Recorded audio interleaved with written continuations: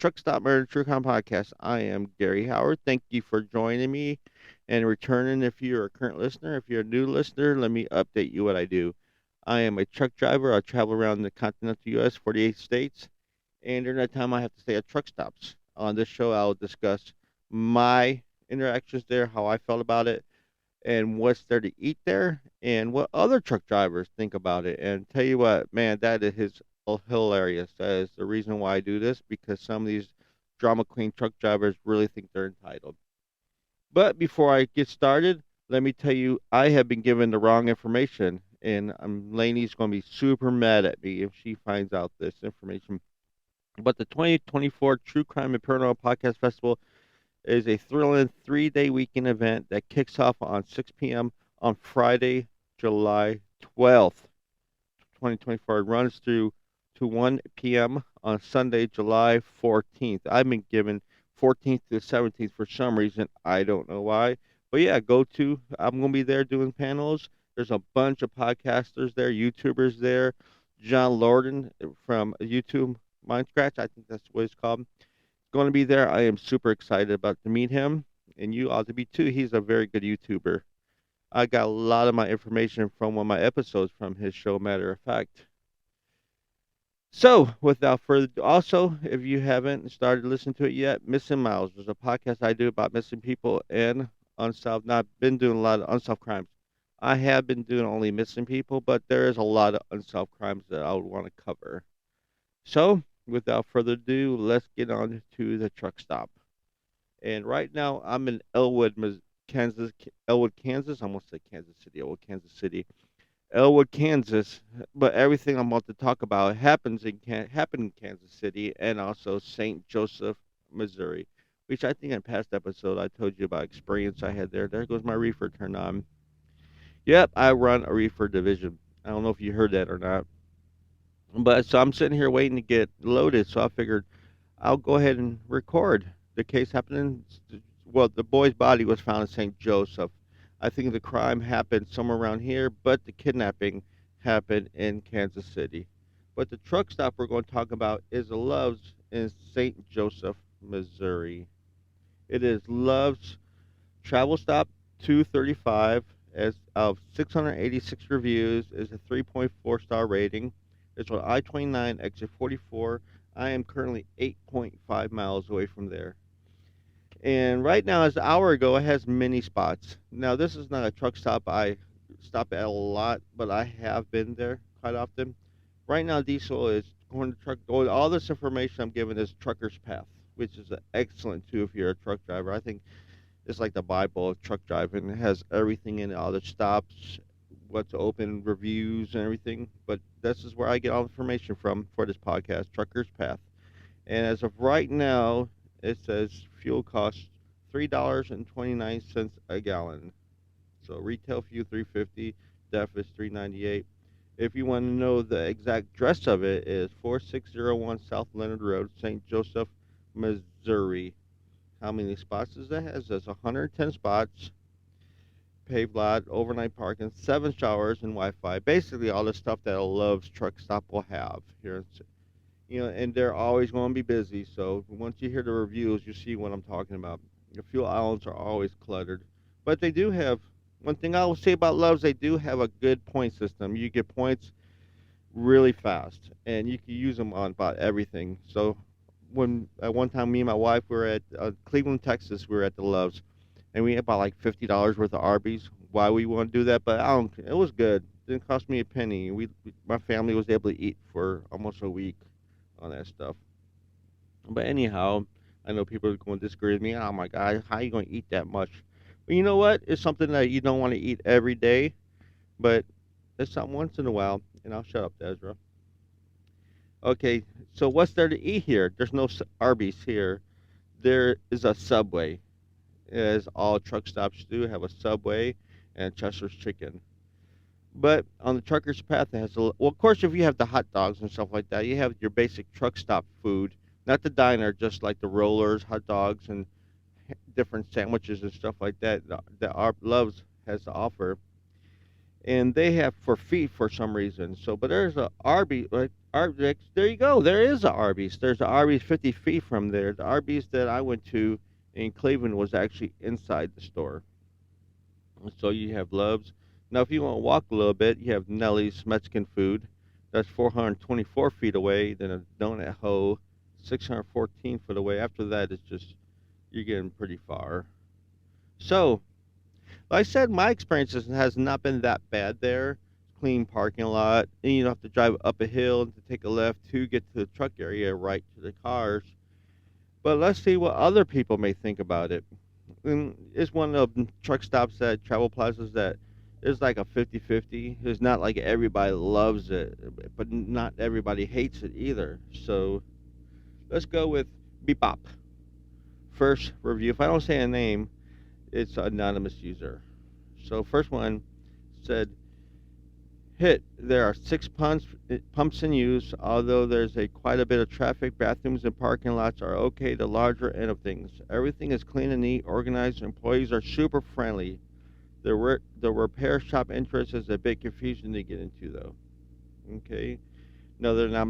A lot of these people will give like 1-star review or 5-star review, and just ask how many parking spots are there.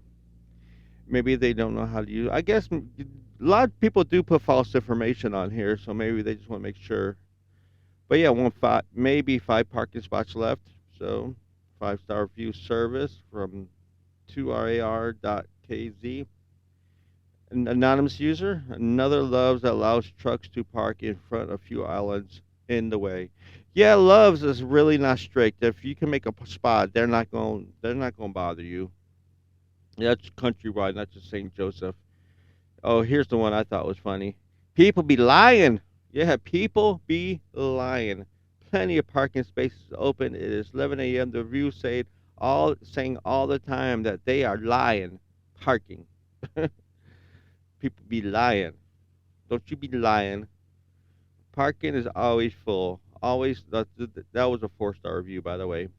3-star review, 5.9. I'm not. If it don't make no sense, I'm not gonna name them either. The other one just random letters and numbers together. 3-star review. Parking is always full. Always long lines at the fuel pumps because it's loves and it's cheap fuel. 4-star review. Showers are the normal size, very hot, and really good pressure and fairly clean. Well, he should give it a 5-star review if he really likes the. Why take away that 1 star? Sounds pretty good to me. Here's a 2-star review. This place is always a cluster. Stopped for cheap fuel today. Took 20 minutes to buy a cup of coffee inside because there wasn't enough help. Whole area is filled with descendants of the feeble-minded. I don't know why I can't say that. That was an easy word. When I first read this, I don't know why I couldn't read it at first. And it's stupid, feeble-minded. Let's start again. Their place is always a cluster. Stop for cheap fuel today. Took 20 minutes to buy a cup of coffee inside because there wasn't enough help. Whole area is filled with descendants of the feeble-minded folks who started the Civil War. Avoid if possible. Oh my God. Really? Started the Civil War? Okay. One last review. Waited over 30 minutes by Cerot, Cerote. Waited over 30 minutes for a shower at 2:30 p.m. Parking almost full, way too early. Well, my friend, it is a main interstate going into Kansas City. Now, keep in mind, this is going into Kansas City. And there's really not much. I mean, there is parking in Kansas City itself. I think the best bet would be, even though I don't like it, but the Petro and TA east of Kansas City do have a huge parking lot. So without further ado, there's the Travel Plaza. We figured out what everybody thought about it. We had some Subway. Now let's talk about a crime that happened, and we will be going back to the 50s. Ex-convict and his woman partner in crime. A brutal kidnap murder that has scarred forever the Greenlease home in Kansas City. A crime that whisked 6-year-old Bobby Greenlease from this school and by taxi to a plain white frame house in St. Joseph, Missouri, 40 miles away. Where beaten and shot through the head, he was buried in a shallow grave covered with freshly planted flowers. where under a layer of lime and 3 feet of dirt, he lay dead while the kidnappers collected a $600,000 ransom for his safe return. The kidnappers, Carl Hall and Mrs. Bonnie Brown Heddy. Hall confessed planning the crime, implicated another ex-convict, John Marsh, and said Mrs. Heddy had spirited the boy from school. An American home shrouded in sorrow. And that is what we will be talking about today, the murder of Bobby Greenlease. Now, I've seen a documentary about it, a show about it a while back ago, and let me tell you, these two people that committed this crime were, man, Dweedledee and Dweedledum to the highest extent. Big, really bad alcoholic drunks, and thought it would be a good idea, and they could get money. Now, they did get the money, but they were just idiots. You know, the way they did things, the way they acts. He was just a rich boy who was just going through money. He was trying to live a rich lifestyle. And her, she was just a barmaid. I guess they hooked up together. And when hooks up with retard, you definitely get retard very badly. But yeah, the Bobby Greason Greenlease Jr., who was born February 3rd, 1947. This incident happened September 28th, 1953, where a 6-year-old boy from Kansas City, Missouri, in the United States, was the victim of a kidnapping and homicide on September 28th, 1953.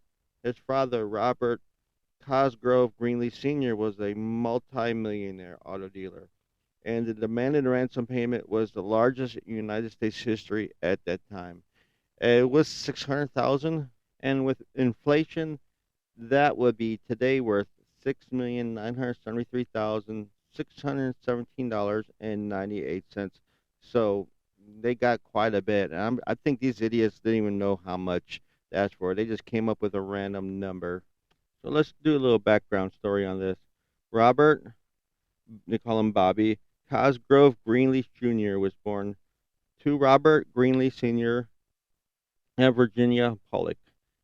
His second wife on February 7th, 1947.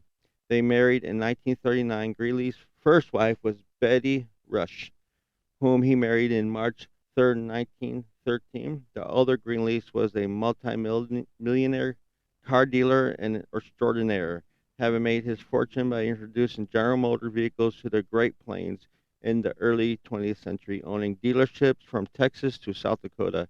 He was 65 years old when Bobby was born. 65. Imagine having a kid at 65. I know my youngest daughter I had when I was in her 40s, but 65, which is fine. The Greenlees were said to have been devoted to Bobby because that was their baby.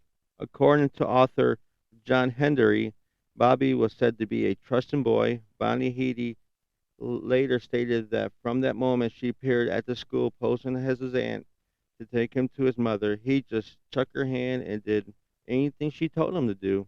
So in September of 1953, Carl Hall, 34, and Bonnie Heady, 41, kidnapped Bobby from Notre Dame de Sion, a Catholic preschool located in Kansas City, Missouri.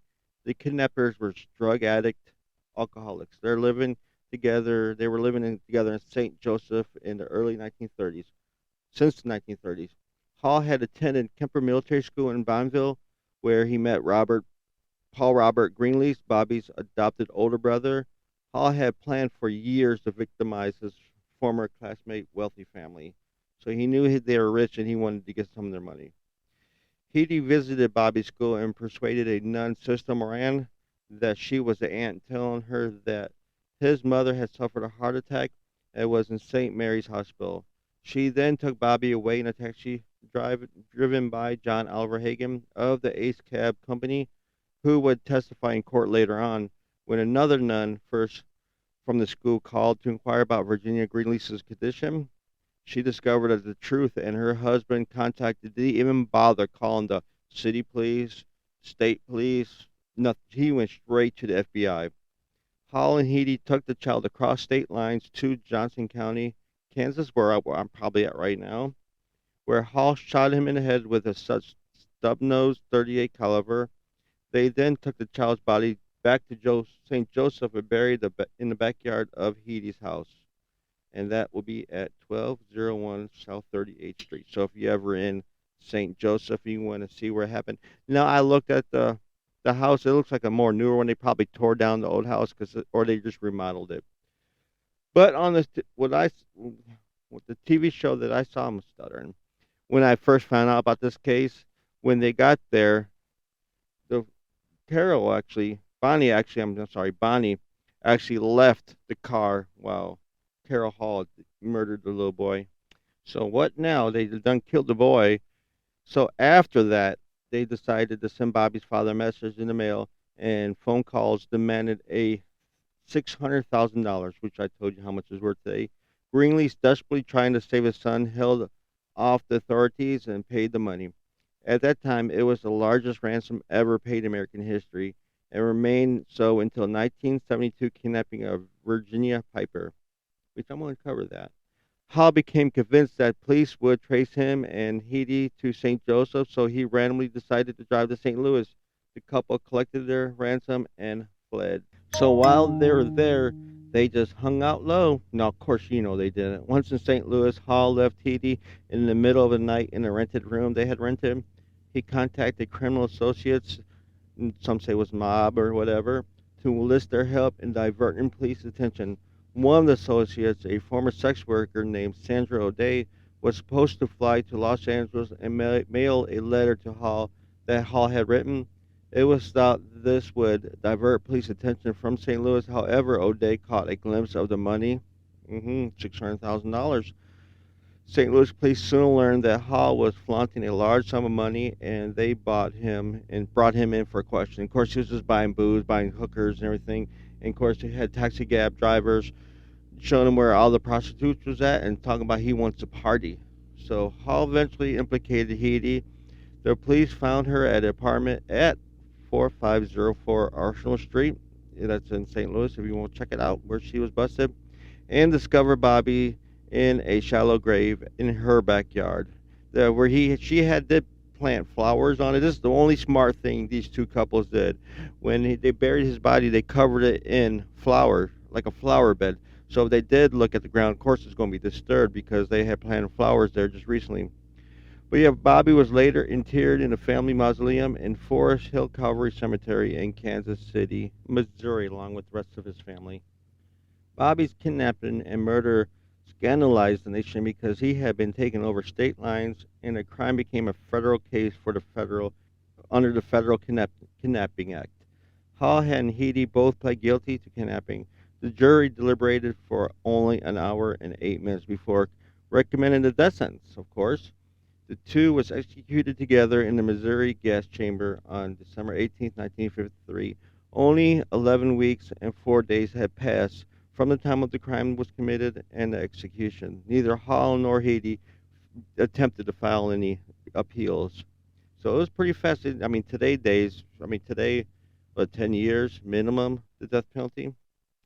But yeah, I'm not going to get into my ideas or thoughts on that. But Haiti is one of the only four women to have been executed by federal authorities as of 2021. The others being Lincoln assassination conspiracy, well, you know what I'm trying to say. Mary Surratt in 1865. Ethel Rosenberg, who, along with her husband Julius, was convicted of being a Soviet spy and executed by electric chair on June 19, 1953, the same year, just months before Haiti. The fourth woman, Lisa Montgomery of Kansas, was executed by lethal injection on January 13th, 2021, for the 2004 murder of Bobby Joe Stinton, which I will cover soon, eventually, because there's three cases that I'm going to do that, which will interlock with my Missing Miles case. That the bully who terrorized the town that nobody's seen got murdered, and a relative of Bobby Joe Stanton went missing from that town. So I'm not sure if it's going to be a two-parter on this episode podcast and one, or I'm just going. Maybe I'll just do them all three together. Do y'all want that? Give me your opinion, Desra. I ask everybody's opinion, but I have not been getting. Well, I've been getting some, but yeah. If you're still here, give me your opinion. Should it be a two-parter? Because I know myself, I'm not really big on two-parters. I like to just get all the information out now and be done with it. Do you want a two-parter or just put it all in one? But yeah, since the federal government did not have any execution facilities, Missouri state facilities and thus then legal gas chamber were used to carry out the executions. There was a, that This was the case of the federal execution in the 20th century before the first execution at the federal prison in Terre Haute, Indiana in 2001.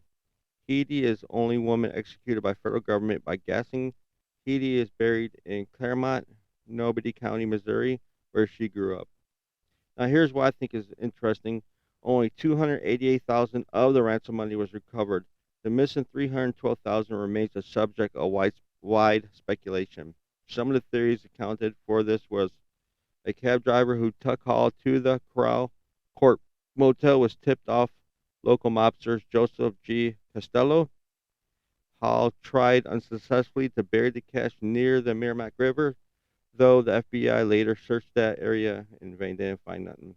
Suitcases in Hall's possession upon his arrest were not brought to the 11th District Precinct Station by arresting officer Lieutenant Louise Ira Shoulders and Patrolman Elma Dolan. Shoulders and Dolan told a grand jury that the 288,000 they turned over was the full amount seized from Hall when they arrested him. The statement was determined to be false. In fact, they alleged that Shoulders had taken the balance of the $600,000. They ransomed the 600,000 ransom that Hall had on him at the time of the arrest. Both officers were federally indicted for and convicted of perjury. Shoulders was convicted on April 15, 1954, and sentenced to 3 years in prison. He died on May 12, 1962. Dolan was convicted of May 31st, 1954, sentenced to 2 years in prison. In 1962, he informed the FBI that he had perjured because of the fear of Shoulders exceeded his fear of prison. So Dolan received a pardon from U.S. President Johnson at the time on July 21st, 1965. I'm not sure why, but still, money's just gone. Nobody knows where it's at. So maybe the mob did get it. Maybe? What do you think? Where's this money at? In popular culture, the case was the subject of an episode of Investigation Discovery series A Crime to Remember, Bobby Come Home, Season 2, Episode 8, as well as the episode of Investigation Discovery series Deadly Women, entitled Under His Control. I think that's what I probably seen.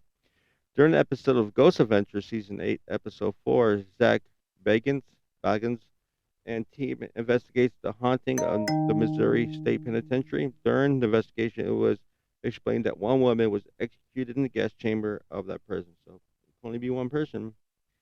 Max Allan Callan's novel, The Big Bundle, in 2023 features the Greenlease kidnapping. But yeah, and the historian Shelby Fott wrote a historical novel called September, about three misfits from Arkansas that kidnapped the grandson of a rich African American businessman. And by the way, this boy was not African, he was white. The scallywags took their inspiration for the caper and upon reading about the Greenlease kidnapping. So there you go. That is the murder of Bobby Greenlease and the two morons who tried to pull it off and kill a little boy for nothing.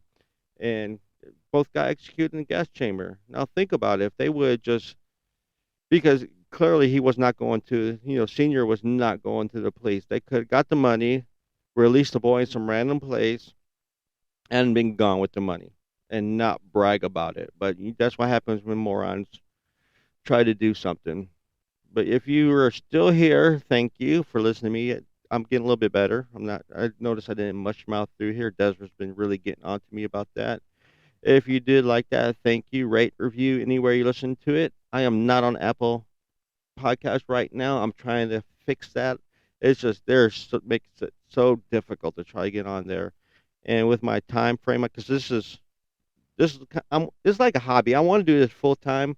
I'm actually a full time truck driver, so just sorry about the short storing of it. I don't do really long research on this. I do cases where I stop at. So I try to cover it the best as I can. But yeah, if you did like this, you're still here, rate and review it wherever you're listening to this. Go join my Facebook group, Trucks Not Murder True Crime Podcast. You can email me at trucksnotmurder@gmail.com. And I've been given the wrong email address for Missing Mouse. It's missingmouse70@gmail.com. And don't forget the podcast, the True Crime and Paranormal Podcast Festival in Denver on July 12th, runs through the 14th. not the dates that I've been telling you about that. You should feel like a moron. This is my 3rd year I'm going to that. Hopefully to see you there. Also, I want to give a big shout out to one of my Patreons. I got a new Patreon over the weekend I'm super excited about. Thank you to Kimberly Torres for joining me at my level. Like I said, if you want to join Kimberly, you can at $1, $5. And I guess she's going to put me to work. I'm going to start doing some bonus episodes at that tier only, which is, I think I'm going to cover just things I found. Like not too far from where I'm at right now, there's a walkway that collapsed. So it's not necessarily crimes or murders. It's just interesting things that I find. Like in Natchez, Mississippi, you have the Natchez nightclub that caught on fire that I want to talk about. So without further ado, thank you for listening.